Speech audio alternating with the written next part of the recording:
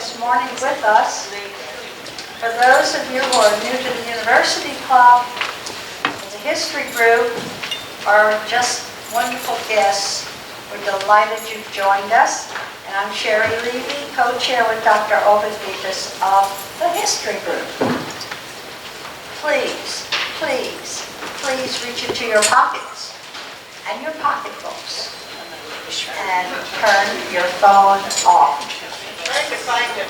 That's usually the way. And you can't find it when it goes off either.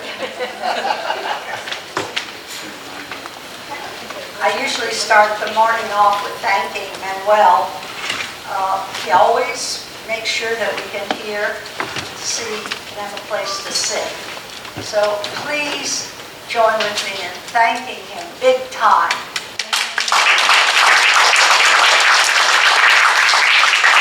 We are so grateful to him for all that he does. The next program will be Monday, March the 21st. It's 2 weeks from now. We meet the first and the third Mondays. It's so appropriate and a reminder that maybe history does repeat itself in the most tragic of ways. Joni Holzer-Schrim will tell the story of her father's escape and exile from his home in Czechoslovakia. Oswald Waldek Holzer was a young physician in Czechoslovakia when the Nazis invaded. Does it sound familiar? He became one of 20,000 European Jews who moved to China for its open ports and call for refugees. In China, he met Joni's father, the daughter of American missionaries. We will be introduced to a diverse cast of characters, from the humorous to the menacing. Holzer's life story is an inspirational account of survival during wartime, an epic spanning multiple continents, and perhaps, I even hate to say this, the forecast of our world today. You don't want to miss this presentation. Remember, Monday, March the 21st, 10 o'clock in the morning, here in this ballroom, and around you, I'll save you a seat. History today, March the 7th. In 1774, King George III charged the colonists in Boston with attempting to injure British commerce, paving the way to close the port and to punish the colonists for the Boston Tea Party. In 1801, Massachusetts enacted the first state voter registration law. In 1854, Charles Miller patented the first sewing machine to stitch buttonholes. That's a biggie. In 1857, baseball decided 9 innings constitute an official game, not 9 runs. In 1876, Alexander Graham Bell received a patent for the telephone in the United States. In 1918, President Woodrow Wilson authorized the U.S. Army's Distinguished Service Medal. In 1926, the first successful transatlantic telephone conversation took place between New York and London. And in 1936, Adolf Hitler broke the Treaty of Versailles by sending troops into Rhineland.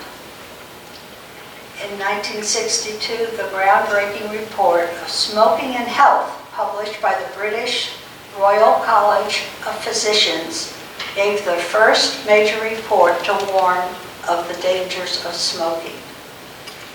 In 1965, and this I'm sure your television and your phones will broadcast. In 1965, Alabama state troopers and 600 black protesters clashed in Selma during the Bloody Sunday. Protesters included future Congressman John Lewis, and they were all beaten and hospitalized. In 1974, the USS Monitor, a Union ship sunk in 1865 during the Civil War, was restored at Cape Hatteras. 1989, Iran dropped diplomatic relations with Britain over the publishing of Salman Rushdie's book, Satanic Verses. In 1994, the U.S. Navy issued the first permanent order assigning women to combat ships. And in 1996, the first democratically elected Palestinian parliament was formed. In 2021, Oprah Winfrey interviewed on CBS Prince Harry and Meghan Markle, the Dutch and Duchess of Sussex. In 2021, New York Governor Andrew Cuomo stated, "No way will I resign," amid accusations of sexual assault and concealing nursing home deaths.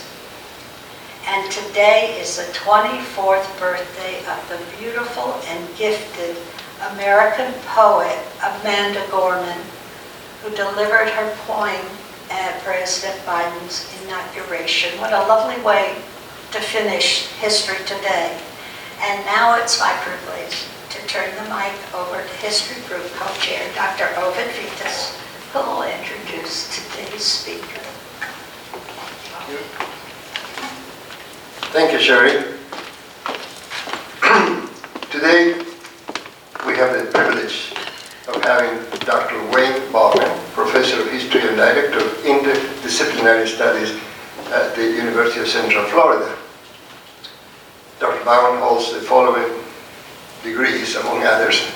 He has a Master of Strategic Studies at the U.S. Army War College, Master of Art at Northwestern University in History, PhD degree also at Northwestern in European History. He's an accomplished author and has written extensively on themes related to the history of Spain.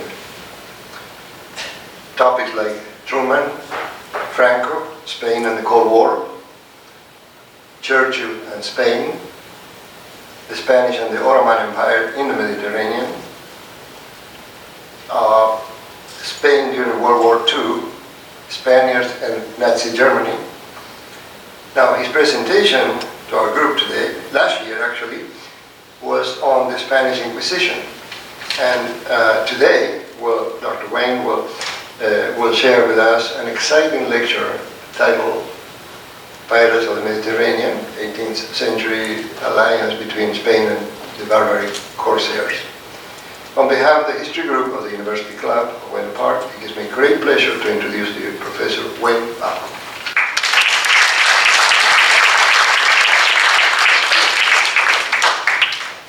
Well, it's good to be back. It's good to be in person for sure. I should say though, when Ovid invited me to talk, he didn't say this was going to be an exciting lecture. So if I'm underwhelming, if I'm disappointed, blame him, not me. If you don't find it exciting. Are there any Marines in the audience? Any what? Marines, former members of the U.S. Marine Corps. Not a Marine. Okay.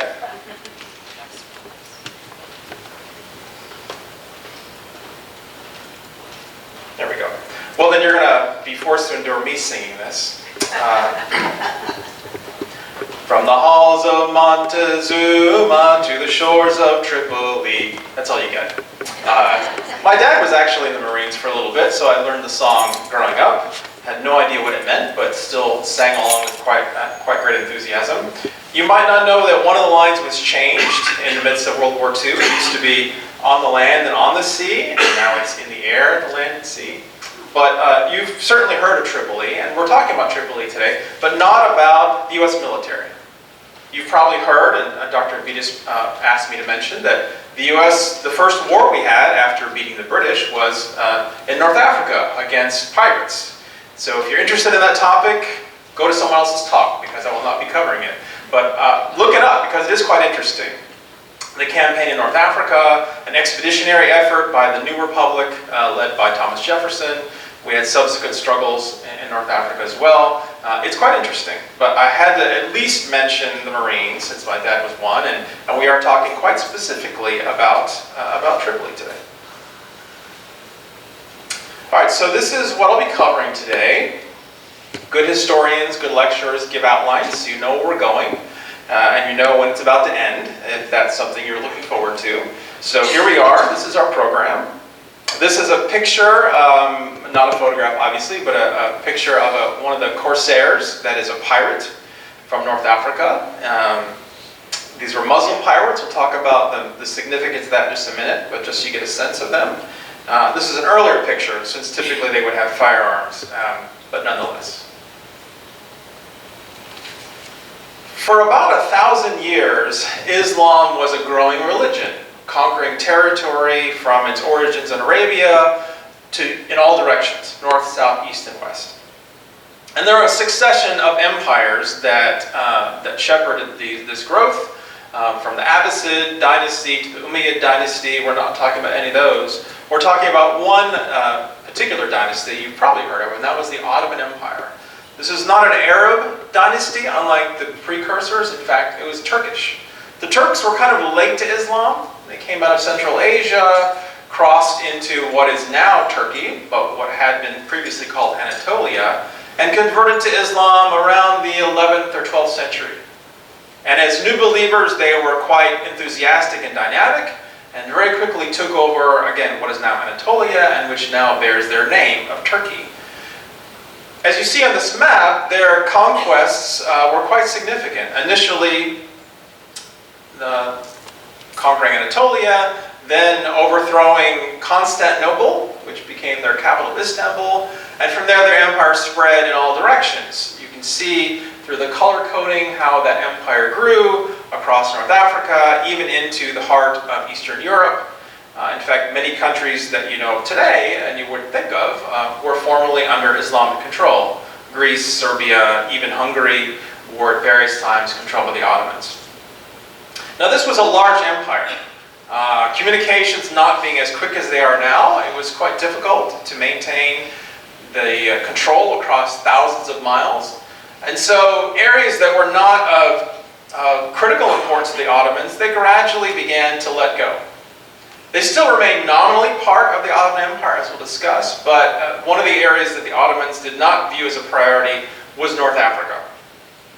And I'll explain why in just a minute. But just to get a sense of how powerful, how vast the Ottomans were, they were without question the most powerful empire in Europe for at least 200 or 300 years. In fact, 5 times they were at the gates of Vienna, almost conquering that city, and had that city fallen, the gates of Europe would have been open to them, and it's very likely they would have proceeded on into Central and Western Europe. So I mentioned that the Ottomans began to reduce their footprint in areas that were not rich, were not indispensable to their strength. And the most important of those areas, or the least important of those areas, I should say, was this area of North Africa. And you can see here the states identified. Tripoli, Algeria, and Tunis. Now really the map is not very helpful in this regard, because really what we're talking about is 3 cities. And you can see there, Tripoli, Tunis, and Algiers. And we have these grandiose lines on the map that show the extent of these states, but really the authority of those Islamic leaders did not extend much beyond the city in which they ruled. Not much outside of Tripoli, Tunis, and Algiers. These truly were city-states with only loose control beyond the limits of those municipalities. Now, nominally, Tunis, Tripoli, and Algiers were still part of the Ottoman Empire. By treaty, by agreement, they accepted rule by Istanbul. But there were almost no Turkish troops there. There was maybe an ambassador. And in wartime, these 3 states would ally with the Ottomans. It also meant that if a European power got upset with Tunis or Algiers or Tripoli, in the back of their mind they might think, well, if I attack them, I might have to face the Ottomans. Let me just not do that, because again, it's the most powerful empire, not only in Europe, but probably in the world in the 16th, 17th, and early 18th century. Now, as I said, these 3 cities, Algiers, Tripoli, and Tunis, were poor. There was some agricultural land around Algiers, but for the most part, there was no resources available at the time. Later centuries in which oil would be discovered in all 3 regions was not really significant in the 16th or 17th century. So there's no real agricultural base, there's no manufacturing, there's really nothing to support these cities. So instead, they resort to piracy, to raiding, to slavery as a way to provide for the economic basis of these cities. And just to the north of them, if you look at the map, you can see is Europe. Rich, prosperous, engaged in trade, extensive shipping, a perfect place to be a pirate if you were going to choose a geographic location. And so for about 300, almost 400 years, these three city-states were essentially pirate states, radical states. If you've ever seen, if you've ever been on the ride Pirates of the Caribbean at Disney, and you're on this little boat, you're sailing around, and you see this town that's kind of on fire, and pirates are doing their thing. That's kind of it's a Disney-fied version, but that's more or less what these cities were. They were cities that made their entire economic basis on the basis of stealing from other people.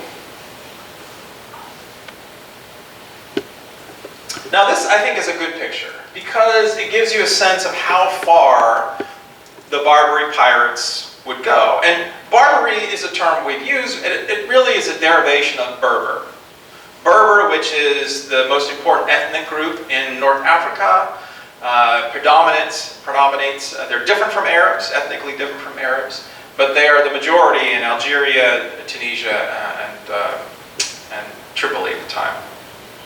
So you can see, as the Europeans are trying to sail through the Mediterranean to conduct trade between themselves, or to trade with the Ottoman Empire, they have to pass through essentially Barbary-controlled waters. The ideas that we have now of using convoy operations or heavily armoring commercial ships were not quite so successful back then. Often ships would sail by themselves. And so you can imagine there would be victim. And it's interesting because, I think you'll see in one of these pictures, the pirates don't have vast ships. This is not a pirate galleon against a Spanish galleon.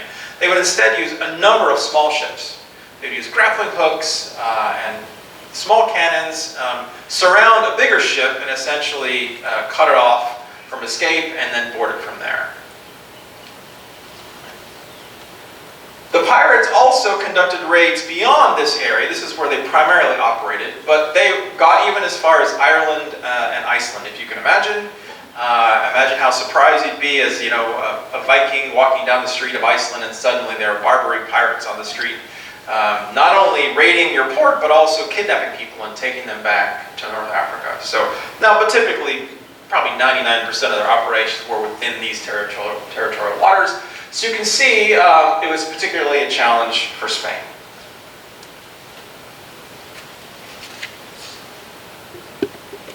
So I mentioned the economic necessity for Tripoli, Tunis, and Algiers, but there's also a justification in their minds for this. There is within Islam a principle known as jihad, or struggle, similar to holy war, to the crusading sentiment in medieval Europe. And the idea that Muslims are obligated to fight to try to expand Islam, not only through conversion, but also through conquest, and that it was legitimate to engage in military operations against your enemy, against Christians, against those of other religions as well. And so really, what we would think of as piracy as something, a criminal enterprise, to them was morally, theologically justified in every sense of the term. They were, after all, going against the enemies of Islam. Christian states had fought against Islam for hundreds of years.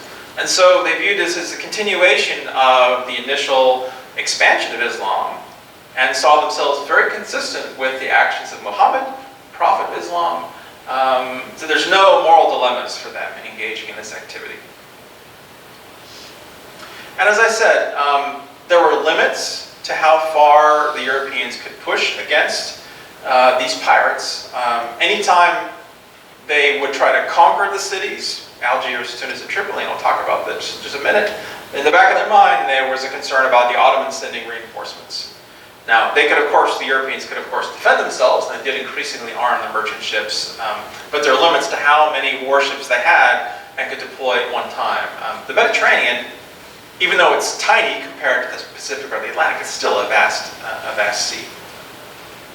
You saw the map earlier, which showed that almost all of coastal Spain was an operational area for the Barbary pirates.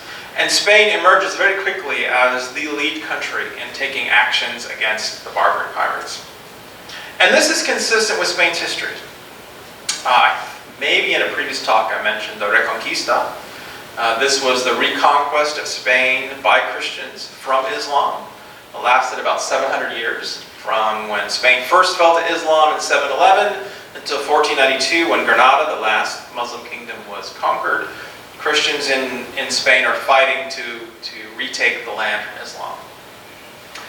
For many Spaniards, they didn't see this as the end of things. This was not the end of the struggle. The goal not only was to reconquer Spain for Christianity, but to follow what they called the Spanish Road, which was the Spanish idea that their road to Jerusalem was not through attacking through the north, through Syria and that way, but going along the North African road, that they would gradually, one by one, conquer the Barbary states and eventually find their way to Jerusalem.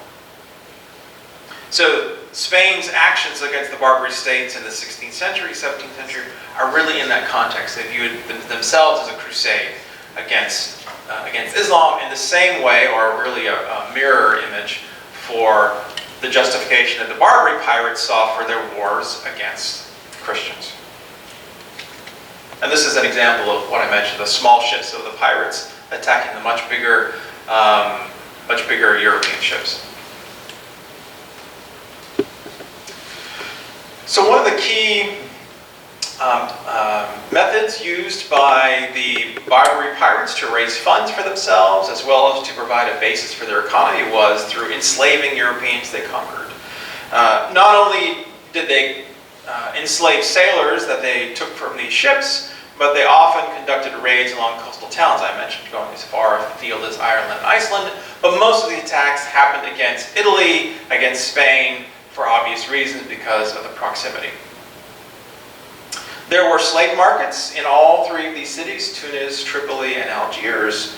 And the slaves were sold to other Muslims for use as laborers, in Algiers for agricultural labor. But in many cases, especially for those of the Europeans of middle classes or nobility, there was an elaborate network to ransom them back. That they would identify who they had captured, and they would correspond with their families. We have captured him or her. This is what it's going to cost. There were standard rates depending upon your level in society. And it was a very common practice for the Europeans, especially the Spaniards and Italians, the main victims, to pay the rates. I mean, these are not poor families. These are noble families. They could afford it, and it was just kind of a cost of doing business. It meant that if you were captured by pirates, you did everything possible to explain how wealthy your family was, to make sure that you would have that opportunity. And those who are of middle and upper class origins, especially noble families, got much better treatment. I don't want to say they were in the lap of luxury, but they certainly were not turned into galley slaves rowing at the oars like poor Spaniards and Italians who were captured. Now, this 1 million sounds like it's a lot, and it certainly is. But to put that in perspective, there were about 12.5 million Africans who were enslaved just into the United States and during the colonial period. So a far greater number. And that doesn't account for the Africans who were brought to Brazil or the Caribbeans, just the United States. Now I mentioned if you were of middle or upper income, you had a good chance of being ransomed back. And probably the most famous example of someone who was captured was Miguel De Cevantes, one of the most famous Spanish authors, author of Don Quixote, among a number of other books and plays, including about his experience here. But he was an educated but not especially wealthy Spaniard. His family had some money, but not enough for him to make it, for him not to work. So he actually joined the Spanish Navy. I think technically it was the naval infantry, but in any case, he's in the Spanish Navy. He fought at the Battle of Lepanto, which is one of the most famous naval battles in world history, which pitted a Spanish-led Holy League against the Ottoman Navy. The Spaniards won. This is fought off the coast of Greece, but it still ended kind of a draw. but it stopped the onslaught of Islam into much of Western Europe. A few years later, he's captured. He's brought to Algiers. He's captured at the same time with his brother. I don't know how I would feel about this if this happened to me, but his family paid to bring back his brother, but not him. Honestly, he didn't have enough money. Anyway, he was a younger brother, understandable. But still, it's like, wait a minute. You're going, but I'm staying here. A few years later, he was released not from his own family funds, but from the efforts of the Trinitarians. They were a religious order that kind of served as an intermediary between the Barbary states and Christian Europe. They would raise money, they would go on campaigns, go to churches, go to communities and say, help us free our fellow Christians who have been enslaved by these Muslims. You know, they would pass the hat and raise money, and then they would go back and at the set rates, give a pile of money to the pirates in Algiers, Tripoli, or Tunis, and they'd say, okay, well that gets you 5 poor Spaniards, 2 poor Italians, 1 guy from the middle class whose brother went back but he didn't. You know, they had this negotiated out. It was a very business-like procedure. It's not like we think of a kidnapping, right, where you got to get the FBI involved and it always ends badly. I mean, these are very, very business-like processes. So this is a picture of Cervantes who's kneeling before his captor.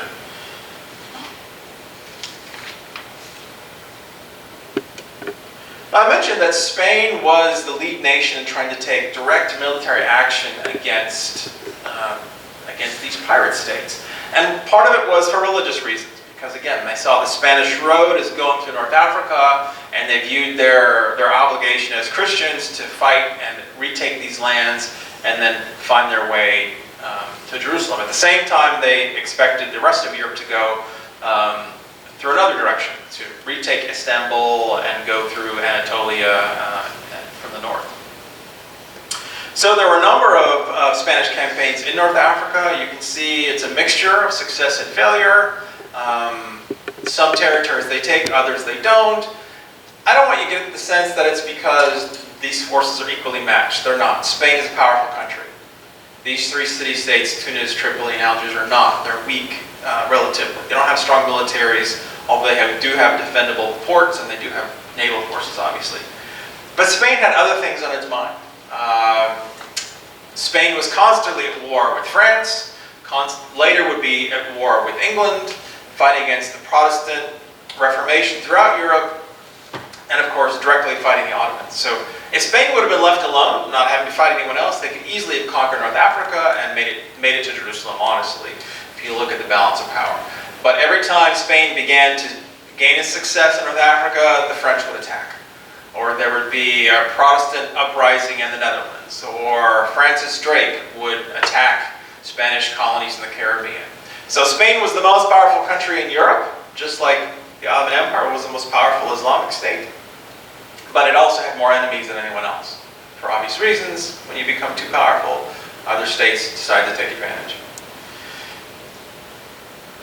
And I've got some information here too about what Spain was doing during this gap of time when they're not fighting.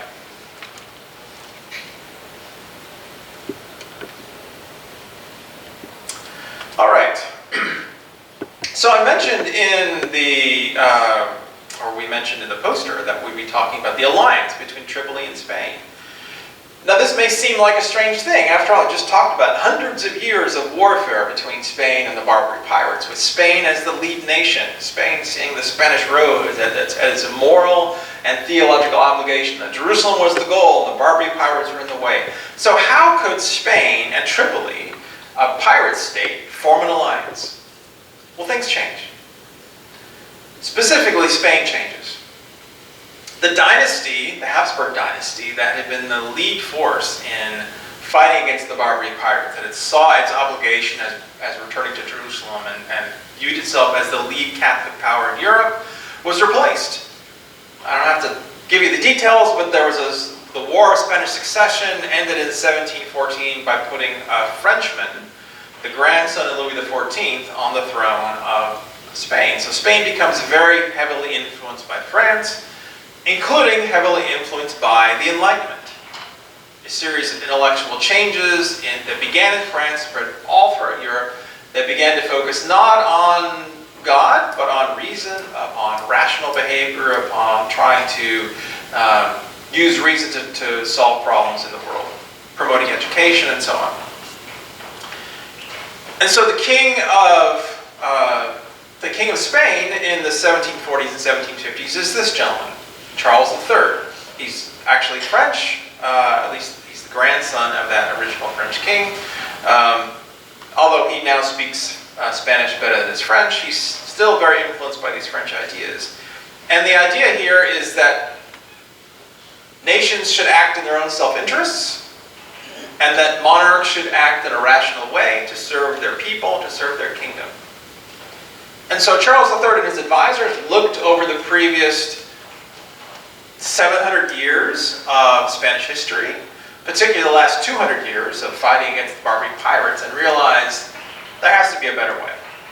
We fight, we gain any success, we're pushed back, we're killing each other, they're enslaving our population, we have yet to achieve a decisive victory. Every time we seem to be on the cusp of it, something else happens in Europe and we're distracted. So let's figure out some other way.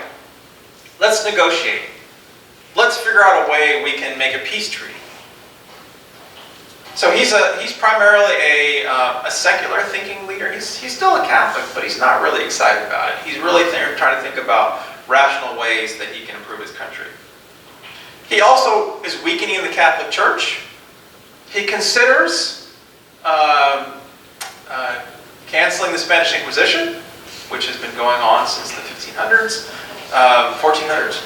Decides not to, but he does expel the Jesuits, saying they have too much influence in Spain, and he weakens the Inquisition. So again, that gives you a sense of his priorities are not the same as his predecessors. And so he begins to negotiate with this gentleman, Ali Pasha, who is the bey or the ruler of Tripoli. He proposes a deal, a treaty, an alliance, that will not only stop the attacks on Spanish shipping, stop the enslavement of Spaniards, but also help Tripoli to form some other economic basis. Because obviously if you take away piracy, at least piracy against Spaniards, you have to compensate. So they negotiated a treaty. In 1784, Charles III of Spain and the Bey Ali Pasha of Tripoli signed this agreement. You can see an excerpt of it. It's a treaty of friendship and amity. So peace and amity. The idea here is that Tripoli promises not to attack Spanish shipping. They're not promising not to attack the French or the English or the Germans. That's fine with Spain. In fact, that's pretty good because that will be taking down their rivals. But they promise not to attack Spanish shipping in the Mediterranean. At the same time, Spain and Tripoli promise to have free trade. So there will be no tariffs, no taxes. Anything that Tripolitanians want to sell to Spain or Spain wants to sell to Tripoli, it'll go back and forth on ships with no custom duties. Spaniards are promised protection when they pass through Tripoli's territorial waters and vice versa, as well as on land. So they can actually come to Tripoli, engage in trade, and not be arrested or enslaved. And this is the interesting part to me. Spain promises to train the Tripolitanians. So not only are they okay with Tripoli attacking other Europeans, they're going to come and help them do it more effectively. So they do. They agree to send military advisors, to send members of the Spanish Navy, engineers to help them build better ships, sail them better, be more effective. Now, it may seem strange that Tripoli would agree to this, but the Spaniards gave a little incentive. In July of 1784, they actually had bombarded Algiers.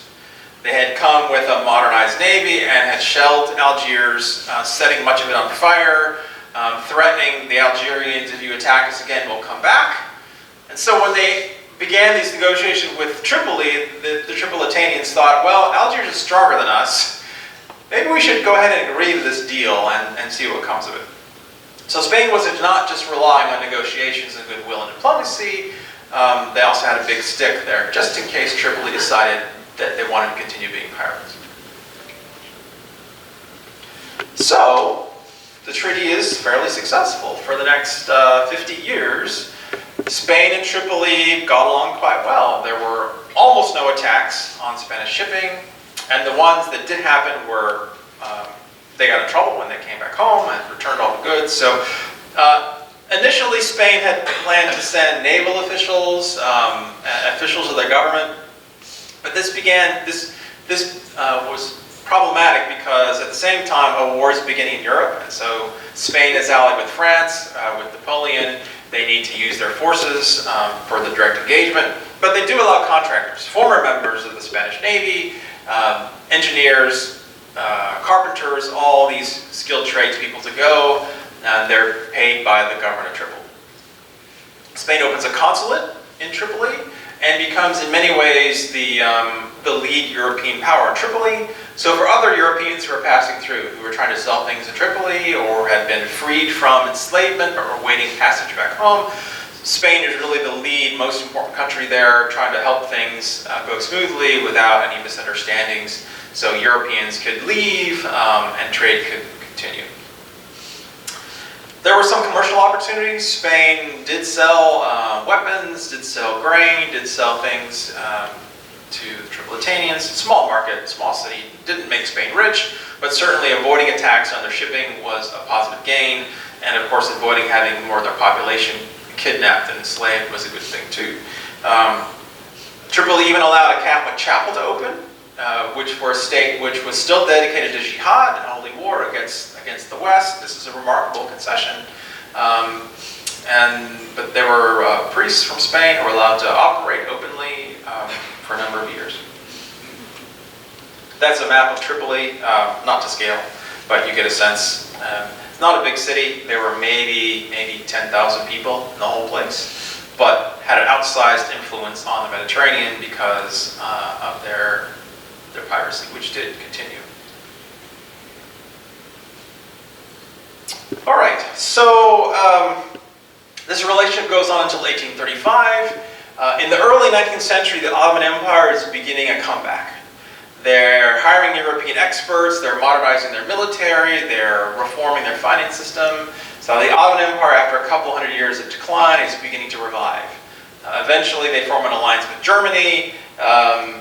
They bring in experts from the British and the French. So the Ottomans are coming back. And one of the things they begin to do is they begin to reassert control over some of their far-flung provinces.